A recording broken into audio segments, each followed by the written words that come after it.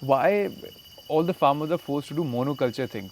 Monocultures have been promoted and pushed on farmers, first because chemical farming requires monocultures. Because when you put an external input on anything, you have to create uniformity. When you allow things to grow together, they grow in symbiosis, they give and take. Yeah. Each of them is different. So chemicals need monocultures. Monoculture. Commodity farming needs monocultures because then one company can go and buy up all the grain. And sadly, there is the idea of cluster farming being promoted.